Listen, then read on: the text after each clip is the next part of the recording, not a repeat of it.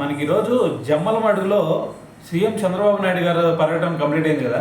అయితే దీంట్లో ఆయన కొన్ని విషయాల గురించి మాట్లాడారనమాట. అయితే మెయిన్గా చెప్పాలంటే మనకి పెన్షన్ల గురించి.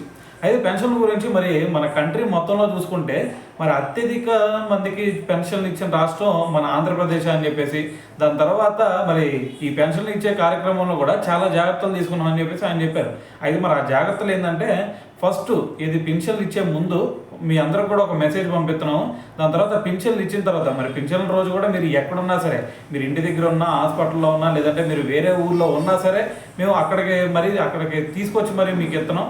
దాని తర్వాత ఎవరైనా సరే ఈ మధ్యలో స్కామ్లు చేసే వాళ్ళు ఉండొచ్చు కాబట్టి, సో మరి దానికి కూడా తావీయకుండా మేము మీకు పెన్షన్ ఇచ్చిన తర్వాత కూడా మీకు ఒక మెసేజ్ వస్తుంది. సో అన్నీ బాగా అందినయా లేదా, మరి ఒకవేళ అందిన తర్వాత కూడా మీ మీద పెన్షన్ ఇచ్చేవాళ్ళు ఏదైనా సరే లంచాలు తీసుకోవడం కానీ, లేదు అంటే మోసగించడం కానీ ఇలాంటివి ఏమైనా చేస్తున్నారా, చేస్తే మరి ఒక మెసేజ్ రూపంలో కూడా మీకు పంపిస్తున్నాము.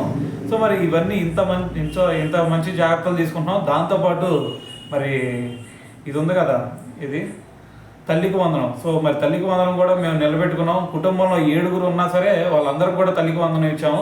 సో మరి ఈసారి ఇది కడపలో జరుగుతుంది కాబట్టి మీటింగ్, కడపలో కూడా మేము ఇది స్టీల్ ప్లాంట్, సో దానికి సంబంధించిన పనులు కూడా స్టార్ట్ అయినాయి.